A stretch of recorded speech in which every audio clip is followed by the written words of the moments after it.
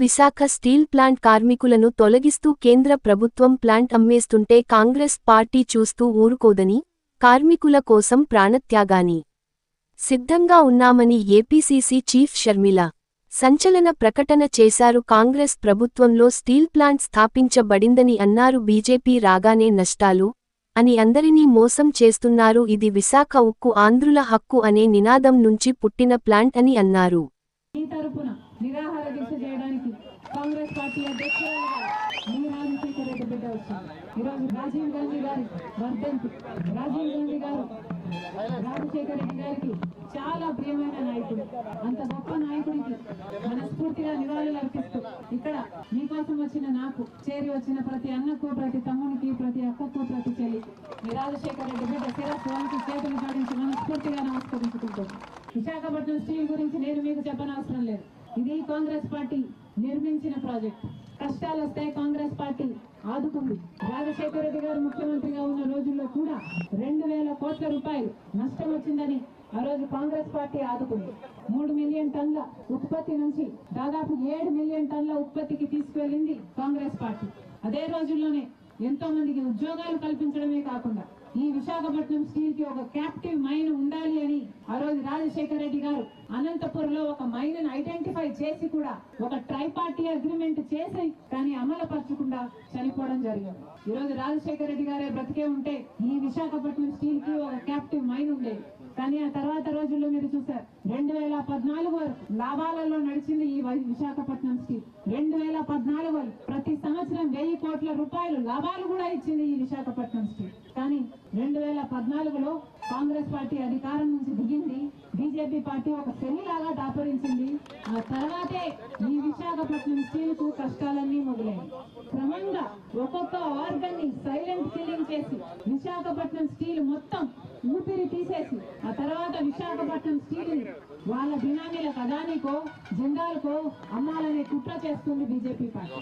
ఈ రోజు వరకు కూడా విశాఖపట్నం స్టీల్ మీద ఉన్న శ్రద్ధంతా బీజేపీ పార్టీకి ఈ భూముల మీద మాత్రమే ఉంది. ఒక కుక్కను చంపాలి అంటే అది ముందు ఒక పిచ్చి కుక్క అని ఒక ప్రచారం చేస్తే చాలు, అదంతకదే జనాలే దాన్ని చంపేస్తారు అన్నట్టుగా అదే ఫార్ములాని, సైలెంట్ కిల్లింగ్ ఫార్ములాని అమలు పరిచింది బీజేపీకి. మొన్న 11,000 కోట్ల రూపాయల ప్యాకేజ్ విడుదల చేస్తున్నామని చెప్పారు. 8,000 కోట్ల రూపాయలు ఇచ్చారట. ఆ 8,000 కోట్ల రూపాయలు ఇచ్చింది ఒక్క రూపాయి కూడా ప్రాజెక్టు కోసం, స్టీల్ ఫ్యాక్టరీ కోసం వాడింది లేదు. ఒక్క రూపాయి కూడా ఉత్పత్తి పెంచుకోవడానికి కానీ, ఎక్స్పాన్షన్ కానీ, కార్మికుల జీతాలు ఇవ్వడానికి కానీ, వాళ్ళ వెల్ఫేర్ కానీ ఒక్క రూపాయి కూడా ఇచ్చింది లేదు. 11,000 కోట్ల రూపాయల్లో 8,000 కోట్ల రూపాయలు వచ్చింది. వచ్చిన అర్ధ గంటలోనే అప్పులు తీర్చడానికి వెళ్లిపోయింది. అంటే ఒక కేంద్ర సంస్థ నుంచి డబ్బు వచ్చింది, ఇంకో కేంద్ర సంస్థకు వెళ్లిపోయింది. మరి ఏం ఉద్ధరించినట్టు బీజేపీ పార్టీ? ఇంకా ఇవ్వాల్సింది 3,000 కోట్ల రూపాయలు. ఆ 3,000 కోట్ల రూపాయలు కూడా ఎప్పుడు ఇస్తారట? ఇక్కడ 5,000 మంది ఉద్యోగాలు పీకేస్తే అప్పుడు ఆ 3,000 కోట్ల రూపాయలు విడుదల చేస్తారట. ఇది ఎక్కడి న్యాయం అని అడుగుతున్నాం. ఇది ఎక్కడ ఉంటాయి? 10,000 మంది జీవితాలను ఎఫెక్ట్ చేసే డెసిషన్ ఎట్లా పడితే అట్లా, ఒక పద్ధతి లేదు, ఒక ప్రొసీజర్ లేదు, ఎందుకు తీస్తున్నారో చెప్పలేదు. 2,000 మంది, దాదాపు 2,000 మంది ఉద్యోగాలు పీకేశారు. ఇది ఎక్కడి న్యాయం అని అడుగుతున్నాం. ఎవరి ఉద్యోగాలు పీకేశారు? ఇక్కడ పని చేస్తున్న వాళ్ళ ఉద్యోగాలు పీకేశారు. ఇందాక ఒక అన్న చెప్తూ మాట్లాడాడు, మేము భూములు ఇచ్చాము, ఇక్కడ మా పూర్వీకులు భూములు ఇచ్చారు, ఇక్కడ మా బ్రతుకులను ఇచ్చాము ఈ ఫ్యాక్టరీకి, మా రక్తాన్ని ఇచ్చాము ఈ ఫ్యాక్టరీకి. కానీ ఈ రోజు మాకేం చేస్తుంది ప్రభుత్వం అంటే ఇదే భూమి మీద కన్నేసి మమ్మల్ని ఉద్యోగాల నుంచి తీసేసి ఈ భూమిని అదాని లాంటి వాళ్ళ కట్టబెట్టాలని చూస్తుంది. అసలు చంద్రబాబు గారిని కూడా ప్రశ్నిస్తున్నాం. మీరు ఈ రోజు ముఖ్యమంత్రిగా ఉన్నారు. ముఖ్యమంత్రి స్థాయిలో ఉన్న వాళ్ళు ఒక సంస్థలో 2,000 మంది ఉద్యోగాలను తీసేస్తే కనీసం స్పందించాల్సిన అవసరం లేదా? జనసేన పార్టీ నాయకుడు పవన్ కళ్యాణ్ గారిని అడుగుతున్నాం, బీజేపీ పార్టీని అడుగుతున్నాం. ఇక్కడ వాళ్ళు ఓట్లేస్తే మీకు అధికారం వచ్చింది. అలాంటప్పుడు ఒక్కరైనా వచ్చి ఆదుకున్నారా? 2,000 మంది ఉద్యోగాలు పోతే ఒక్కరు కూడా ఎందుకు రాలేదని ప్రశ్నిస్తున్నాం. ఇదే కూటమి సర్కార్, ఇదే చంద్రబాబు గారు ఇచ్చిన మద్దతుతో ఈ రోజు బీజేపీ అధికారంలో ఉంది. అసలు చంద్రబాబు గారు మద్దతు ఇవ్వకపోతే బీజేపీకి అధికారం వచ్చేదే కాదు. అని ఈ రోజు బీజేపీ కేంద్రంలో అధికారం ఉంది అంటే దానికి కారణం మీరు వేసిన ఓట్లు.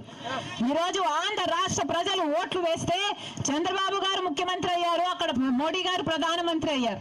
మరి అలాంటప్పుడు ఈ ప్రజలకు కనీస కృతజ్ఞత లేకుండా ఒక్కటంటే ఒక్క మేలైనా చేసిందా బీజేపీ ప్రభుత్వం? మరి చేయని మేలుకు చంద్రబాబు గారైనా పవన్ కళ్యాణ్ గారైనా బీజేపీకి ఎందుకు మద్దతు ఇస్తున్నారు అని అడుగుతున్నాం. మనకి ఏం ఒరగబెట్టారు వాళ్ళు? మనకి ఏమిచ్చారు వాళ్ళు?